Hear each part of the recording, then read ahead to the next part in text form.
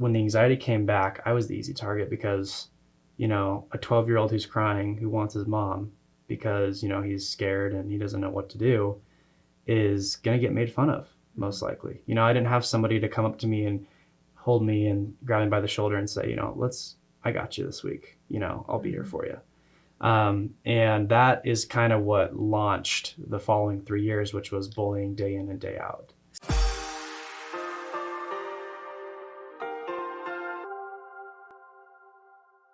Hello and welcome to The Middle. I'm Gaynolyn Condi, your host, and so grateful that you have joined us for a really important conversation. I am thrilled to welcome my friend Drew. Hi. I'm glad this happened finally. I am too. We've had a few scheduling things, Yeah. which is totally exactly on track for when God wants a conversation to happen. Exactly. And I'm kind of glad we've waited because you have a new book out. I do have a new book out. There This it is. is Drew's new book. Isn't that a fabulous cover? Stand guard. I know. My 8th book just I'm came lucky. out, so I'm a little bit of a cover snob. And covers make a huge difference, and that is a great cover. Thank you. Really great cover. I was lucky. I got lucky. Yeah. So tell us a little bit about you, Drew, and your bio, so to speak. Sure. So I grew up in Connecticut. Which is just cool. That already makes you cool. I love it. I know. It's like East Coast in my head is very romanticized. It is. Yeah. Yeah. You got the nice green trees, big cities next door. Yeah. Gilmore Girls, Steel Magnolias. Can't forget right there. That. Yeah. But no, we and humidity. If you can take it. Then. Yeah, I can't. Oh really? Your hair can't? Well, look at my hair. Yeah. Kind of looks like humidity came to Utah. It didn't. This is crimping. Okay. But yeah. So yeah, grew up in Connecticut, moved back to Utah when I was 12. Dad got a new job. I'm a huge advocate for mental health, bullying prevention, suicide prevention. An author, speaker, coach. I just love helping people feel better about themselves. And you're a husband. I'm a husband and a father. Tell us about your baby. Cute little 18-month-old daughter. She's everywhere and in everything. Yeah. And she's getting to the stage of starting to talk a little bit. It's so fun. And we love her. And we love the stage that she's in. And so. And your beautiful wife is from where? Tell us. She's from Orem. But she's. Adopted from Kazakhstan. Yeah. So crazy part of the world where. Multicultural. She's got every culture and every ethnicity in her. It seems just like a plethora. Ancestry.com says it's just like dozens and dozens of different Interesting. things. So I love the word plethora. I'm glad you squeezed that in there. Me too. I'm grateful for our friendship. We connected, I think, because we share a similar why. And we are both in spaces having conversations that are life dependent. Mm-hmm. And this is your second book. Your first book dealt with a topic that is specific to maybe an LDS community. Right. But I think is applicable. Tell us quickly about what your first... Yeah, so the first book was titled The Meaning of Your Mission. And it was based off of my experience coming home early from full-time missionary service for the LDS Church. Mm-hmm. And, that was 6 years ago now. And back then, and for many years, it was really a stigmatized topic. Mm-hmm. People who came home early before the appointed time of release were seen as perhaps less than, or they failed, or they must have done something really wrong, and that's how I was viewed. And so I took those experiences and I bottled them up and I put it on paper and kind of applied my mental health challenges and just the overall aspect of, regardless of challenges of life, we can discover our mission and our purpose and we can fulfill it. And super grateful for the opportunity I had to write that and for the people it's been able to help so far. Which is a great segue into, we have quite a few principles in this new book that we could talk about. Yeah. And I really value having authors on the show, but I also believe in having an authentic conversation that's helpful regardless if they pick up the book. And Absolutely. So we could go in a million directions, but I think what you just shared about coming home from your mission and how you viewed that is a great segue into one of the principles that is, I think, super relevant for our audience here on The Middle and just in general for mental health. Yeah. What is that you feel like you said you saw mission as a failure? Yeah. So in our culture, in our society, we tend to have a really big belief in this is what success is and this is what failure is. And it can really damage our self-esteem. It can damage our self-worth. It can damage how we see ourselves and view ourselves, because we often base our success in life off of other people's expectations. And so if we don't hit an expectation that's set by our parents, by our leaders, by our teachers, then we feel like we failed. And that can be really difficult for us. And that's how I felt, because I had all these expectations that were placed upon me that I thought were my expectations, when in reality, I was trying to appeal to my parents, my siblings, to church leaders. And when I didn't hit those expectations, I felt really low. And so in this particular section of the book, I talk about, hey, we got to get straight on what expectations of our lives are going to be. And once we figure those out, that's when we can really measure success and failure. Because if we go around all day trying to live up to someone else's expectations or someone else's opinion of us, then more likely than not, then we're going to be unhappy. And it's really important to understand and to believe that there's a difference between failing and being a failure. And a lot of the times in life, when we fail at something, we automatically denote that as I'm a failure.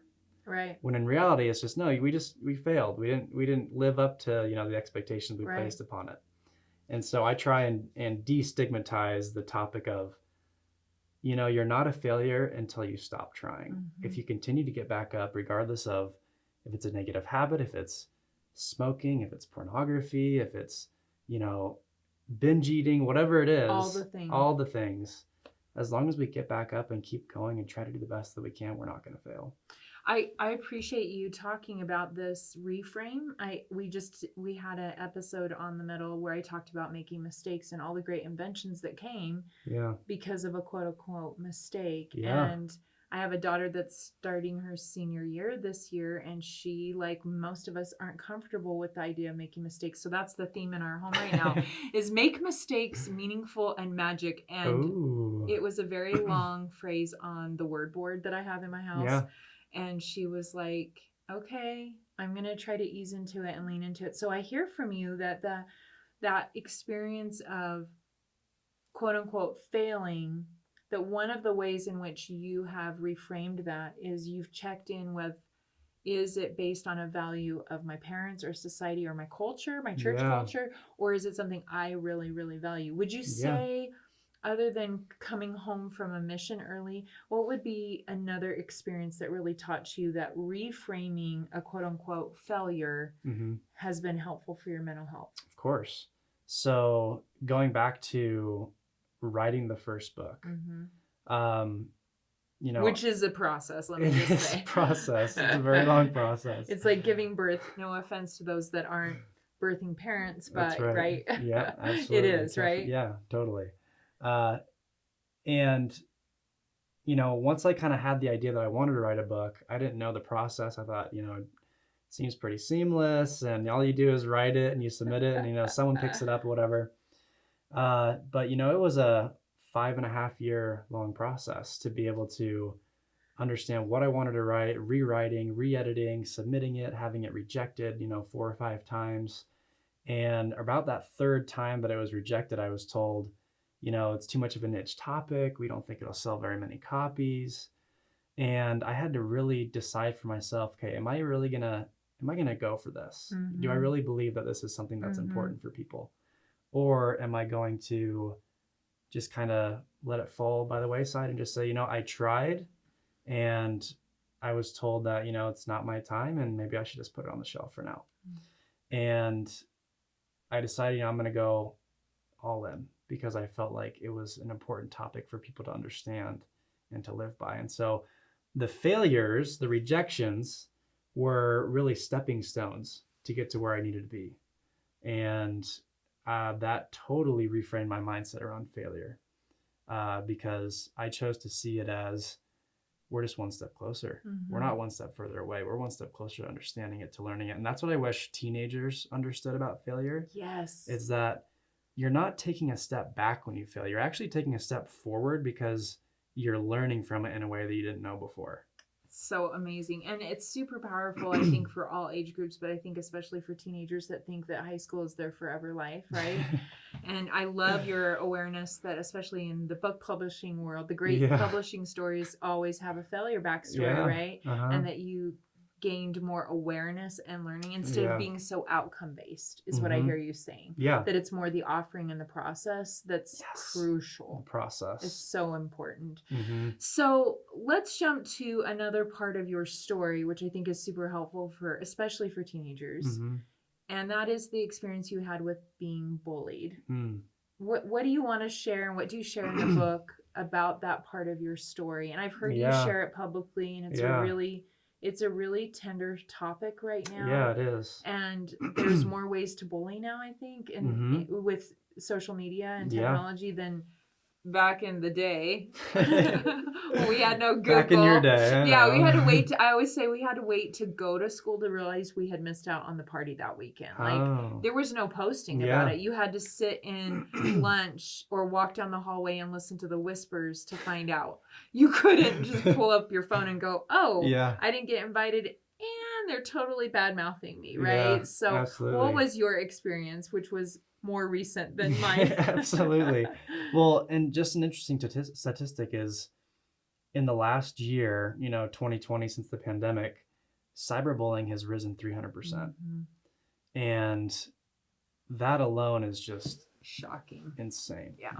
To think that we have people out there who constantly feel belittled and like they're, never going to measure up to standards or whatever. It's just so sad. And so a big part of this part of the book was me trying to help people understand why you shouldn't bully, how to handle the bullies, a message to the bullies, and my own experience being bullied. And it started when I was 12. We moved to Utah from Connecticut. And I kind of talk about it more deeply in the book, but I grew up with a lot of separation anxiety. And severe separation anxiety, where I would just cry and cry and cry at school, at sports, at scouts, because I missed my mom. And it was never, there was never a do this and it will go away. There was no medication for it. There was no necessarily counseling for it. It was just kind of like, yeah, you're going to have to outgrow this, basically. And I understand looking back now how difficult it was for my mom, because she was always probably feeling bad for me and sad for me, but at the same time, now that you're a parent, right? Wishing that I would just, get better already so that she could live her life or whatever. And so I had experienced that growing up, and when we moved to Utah, I was kind of going through one of those phases of life where I wasn't experiencing it. It would kind of ebb and flow. But there was a particular time I was at scout camp, and it all of a sudden came back. For some reason, that I was at scout camp stories always make me cringe. There's a lot of scout camp stories out there. Yeah. And this particular one isn't happy. No, there are good ones. My stepdad's a longtime scouter, and so he'll be sad if I don't do a shout out for all the great scout experiences. Yeah.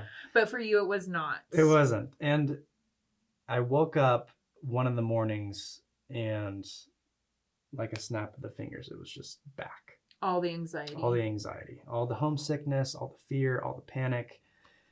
And that doesn't bode very well for a new kid who's trying to fit in with teenage boys who have associated and known each other for a decade, because they all grew up in the same neighborhood. You moved to this new area, you're at scout camp, and all the separation anxiety floods back. Yes. And you're with teenage boys that you're the easy target. I am the easy target. And I always thought, I didn't grow up really knowing what bullying was. I'd heard the term, I knew what teasing was, but I had never experienced bullying. I'd never intentionally bullied anybody. I never, saw really bullying happen. It was just kind of that thing where this is just something that happens with kids, and mean kids do it, and you don't want to do it, and blah, blah, blah, blah. But yeah, this particular experience, when the anxiety came back, I was the easy target because, a 12-year-old who's crying, who wants his mom because, he's scared and he doesn't know what to do, is going to get made fun of. most likely. You know, I didn't have somebody to come up to me and hold me and grab me by the shoulder and say, you know, I got you this week. You know, I'll be here for you. And that is kind of what launched the following 3 years, which was bullying day in and day out. Severe. How bad did it get? It got physical. I was shot in the head with a BB gun one night when I was walking down the street. I was beat up in the back alleyway that led up to the elementary school behind my house. You know, verbal insults, all that stuff. How did your parents, how aware were they of that? They were aware in the sense that I told them and I cried to them and I asked them for help. Which is so good. Mm-hmm. But in terms of making an impact on the bullying, it was zero. So there was no intervention. There was no intervention. Because their advice to me was basically retaliate with the same things. Which is not what your soul is. It's not who I am. Yeah. And I didn't. Which I think it's important maybe to just point out that some bullying becomes the mean person comes from being bullied themselves first. Right. And that's often a response to, of course, I don't have power. And so I'm going to become the mean kid. Yeah. Because everyone keeps hurting me. I just heard a story of that. But you, the reverse of that. So how did you respond to that? I mean, I didn't. I internalized it, honestly. I was so sensitive to it, and words of affirmation is my primary love language. So it's the way that people can hurt me the most, right? Yeah. So words, you know, have the most damning effect on me when it comes to, if people want to insult me, that's the way to make me feel the lowest. And obviously those kids didn't know that, but they were doing it, you know, day in and day out. And so I coped with it by viewing pornography. That was my way of escaping. That was my way of momentary fake connection. That was my way of forgetting about it for a few seconds. Numbing. Yeah, numbing. And I talk about in the book as well that, you know, that's not the way to effectively deal with these issues that we have. And for you, it's pornography, but all of us, I think it's Brene Brown that says that we're all addicted to numbing behaviors. Like, of course, that's really what whatever addiction is, right? Yeah. It might be food, it may be porn, it may be alcohol, it may be drug shopping, yeah. It may be avoidance, yeah. Exercise. You know, some behaviors are totally celebrated, Yeah. right? Like, yeah. oh my gosh, you're a marathon runner, yeah, all the time, yeah. right? So, yeah. At what point were you able to, you talk about the lessons learned from that, but yeah. So the porn now is entering the picture, which then keeps whittling Yeah. away at sense of self Yeah. and confidence. It isolated me even more. Right. Because I was constantly trying to hide things, trying to, you know, avoid situations.